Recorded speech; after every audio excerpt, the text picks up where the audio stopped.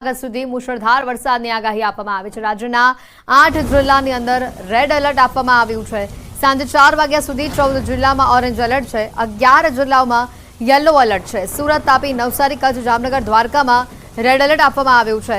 તો સાથે જ પોરબંદરમાં અતિ ભારે વરસાદની આગાહી કરાઈ છે। મોરબી, સુરેન્દ્રનગર અને રાજકોટની અંદર ઓરેન્જ એલર્ટ આપવામાં આવ્યું છે।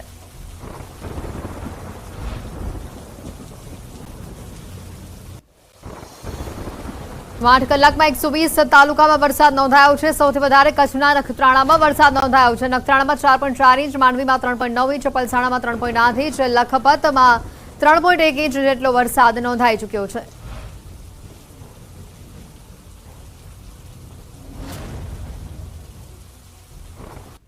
સૌરાષ્ટ્ર અને કચ્છમાં 12 મે ખાંગા થયા હોય તે પ્રકારની સ્થિતિ સામે આવી રહી છે। અબડાસામાં ભારે વરસાદના કારણે ટ્રેક્ટર આખું તણાઈ ગયું।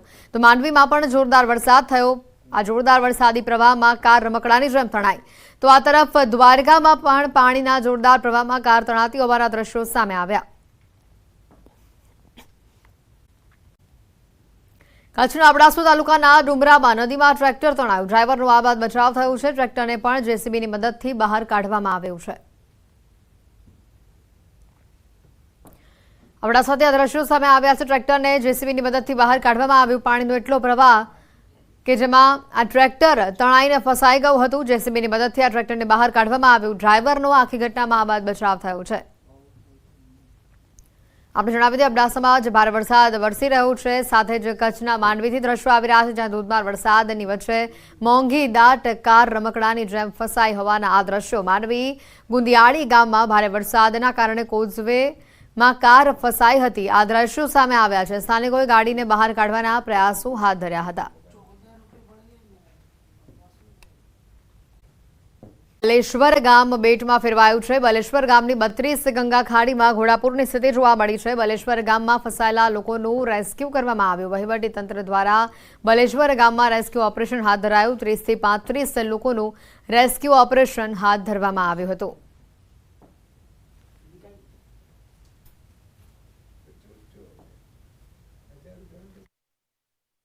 કે બલેશ્વરના પાર સામે આવેલા કસ્બામાં 30 થી 40 વ્યક્તિઓ ફસાયા હતા। અંદાજે 50 વ્યક્તિઓ હતા, પણ 30 વ્યક્તિઓને ઇફેક્ટેડ છે, જેને તાત્કાલિક રેસ્ક્યુ કરવા પડે તેમ છે। જેથી બારડોલી ડિસ્ટ્રિક્ટ હેડક્વાર્ટરની ટીમ ઘટના સ્થળે તમામ સ્ટાફને લઈ અને 2 બોટ દ્વારા કામગીરી ચાલુ છે। તો સુરત જિલ્લા વલસાડ તાલુકાના બલેશ્વર ગામે જે બલેશ્વર ગામ જે બેટમાં ફેરવાયું હતું, જે અંતર્ગત ખાસ કરીને વહીવટી તંત્ર દ્વારા ગઈકાલે પણ રેસ્ક્યુની એક કામગીરી હાથ ધરવાની વાતો કરવામાં આવી હતી। પરંતુ આજ રોજ તમે દ્રશ્યમાં જોઈ શકો છો કે હાલ જે આ બોટની અંદર સામે પાર જે 40 થી 42 જેટલા પરિવારો હાલ એ જે પાણીની અંદર ફસાવા પામ્યા હતા, એઓને હાલ બારડોલી ફાયર બ્રિગેડની ટીમ દ્વારા લોકોને રેસ્ક્યુ કરીને બહાર લાવતા એવા સીધા દ્રશ્યો લાઈવ તમે જોઈ શકો છો। હાલ જે બારડોલી ફાયરની ટીમ દ્વારા જે આ બોટની અંદર આ જે સામે પર જે લોકો એના સ્થાનિકો જે ફસાયા હતા એમને બહાર કાઢવાની હાલ કામગીરીઓ ચાલી રહી છે। અને ખાસ કરીને આ 32 ગંગા ખાડીની ખાડીની અંદર ઘોડાપૂરની સ્થિતિને ધ્યાનમાં લઈ સામે પર આવેલા લોકોને હાલ રેસ્ક્યુ કરવામાં આવ્યા હતા। ગઈકાલે આ જે પરિવારો ફસાયા હતા એઓને વહીવટી તંત્ર દ્વારા અને સ્થાનિક ગામજનો દ્વારા હાલ ભોજન પણ પૂરું પાડવામાં આવ્યું હતું। દ્રશ્યને જોઈ શકો છો કે ફાયર બ્રિગેડના જવાનો જે બોટને ધક્કો મારીને અંદર જે સામે પર બેઠેલા હતા એ લોકોને રેસ્ક્યુ કરીને બહાર હાલ લાવી રહ્યા છે। લાઈવ દ્રશ્ય તમે જોઈ શકો છો કે ખાસ કરીને આ જે 40 થી 42 જેટલા પરિવારો એટલે કે 150 થી વધુ જણાઓ હાલ આ જે પાણીની અંદર ફસાયા હતા એ લોકોને હાલ બહાર કાઢવાની કામગીરી ચાલી રહી છે। અને દ્રશ્યમાં જોઈ શકો છો સીધા દ્રશ્યો કે જે હાલ આ જે બોટમાંથી લાઈવ કરીને અને રેસ્ક્યુ કરીને બહાર કાઢવામાં આવ્યા છે। આપણી સાથે ફાયર ઓફિસર સોની સાહેબ જોડાયા છે। જે સોની સાહેબ, કઈ રીતે રેસ્ક્યુની કામગીરી કરાઈ, કેટલા લોકો ફસાયા છે, શું કહેશો? અત્યારે 25 જણા ફસાયા છે। અત્યારે 15 જણાને અમે કાઢ્યા છે। હજુ કામગીરી ચાલુ છે।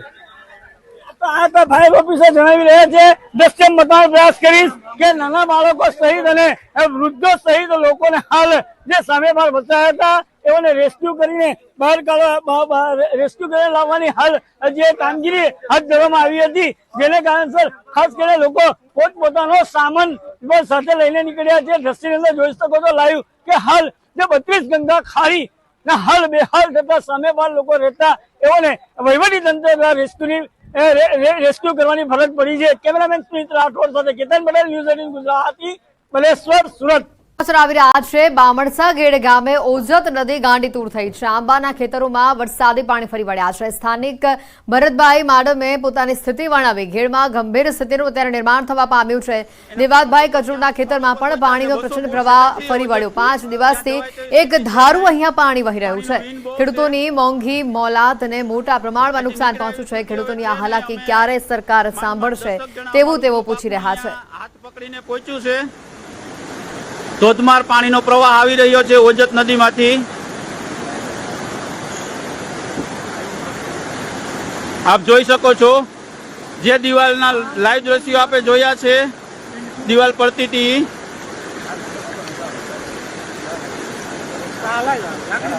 પ્રતિકોર પાણી.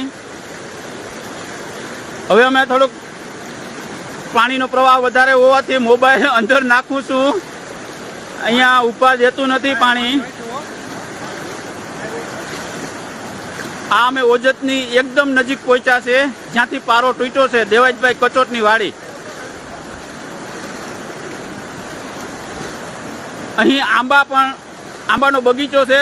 આંબા પણ પડી જવાની તૈયારીમાં છે. દેવાજભાઈ કચોટના આંબા. આ સામે દેખાય છે ઓજત છે.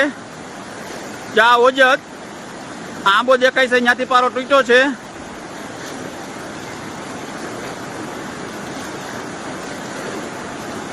આપણે હાવ ઓજતની પારો જ્યાં તૂટ્યો છે ત્યાં હાવ નજીક પહોંચી ગયા છીએ.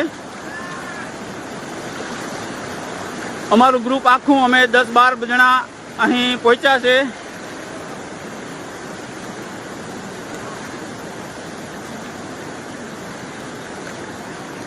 આ પાણીનો ફૂલ પ્રવાહ છે. અહીંયા ઉભાતું પણ નથી. આ અમે ઓજત નદી પહોંચ્યા છે. દેવાજભાઈ કચોટની વાડીએ જ્યાં પારો તૂટ્યો છે ત્યાં અમારું ગ્રુપ આખું અહીંયા સ્થળ ઉપર પહોંચ્યું છે. પાણીનો પ્રવાહ બહુ છે. આ આગળ પારો ધોવાતો જાય છે. દેવાજભાઈનો જોરદાર પાણી છે.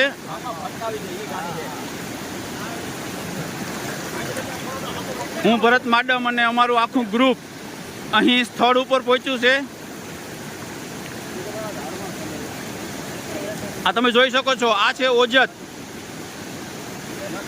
ઓજતની એક્ઝેક્ટ બાજુમાં જ્યાં પારો તૂટ્યો છે ત્યાં અમે પહોંચ્યા છીએ. અમારા ગ્રુપના 2 સભ્યો પાછળ રહી ગયા છે. તે અહીંયા પહોંચી શકતા નથી. તે ત્યાં દૂર ઊભા છે. ત્યાં અહીંયા ચાલી શકાય એવું નથી, પાડી નાખે છે. બામણસા ગેડ ઓજત નદીનો જ્યાં પારો તૂટ્યો છે ત્યાં અમે હાજર છીએ. સ્થળ ઉપર પહોંચ્યા છીએ અમારા ગ્રુપ સાથે. આ પારો આગળ પડતો જાય છે અને પાણીની સ્પીડ જોઈ શકો છો આપ. કેવી સ્પીડથી પાણી આવે છે. આખું અમારું ગ્રુપ અહીંયા ભીગું છે. અહીંયા ઊભા જતું નથી પાણી. આંબાના ભરોસે ઊભા છે. આ પાણીની સ્પીડ આપ જોઈ શકો છો. આ બધું પાણી આમ જાય છે.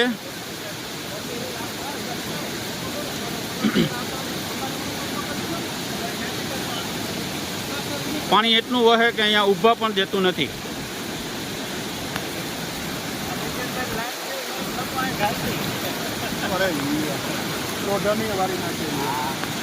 આ ઓજત નદી અહીંથી પારો તૂટ્યો છે. દેવાજભાઈ કચોટની વાડીમાં જ્યાં પારો તૂટ્યો છે ત્યાં સ્થળ ઉપર પહોંચ્યા છે.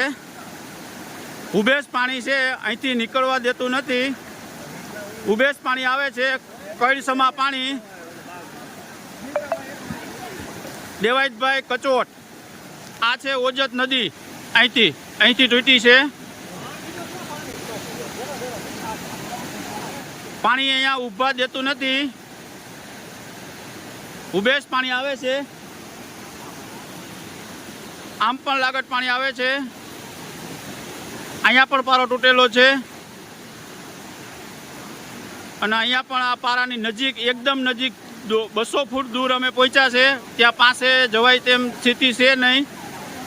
હું ભરત માડમ, અમે અત્યારે અમારું ગ્રુપ અહીંયા પહોંચ્યું છે. આ પાણીના લાઈવ દ્રશ્યો આપ જોઈ રહ્યા છો, જે લાઈવ દિવાલ પડી હતી મારા વિડીયો મારફત આપ બધાએ જોયું હશે.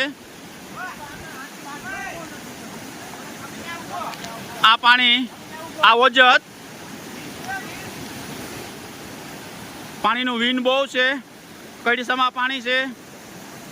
આ મિતેશભાઈ કચોટ એમની વાડી છે, એમની વાડીમાં અમે પહોંચ્યા છે. અહીં પારો તૂટ્યો છે,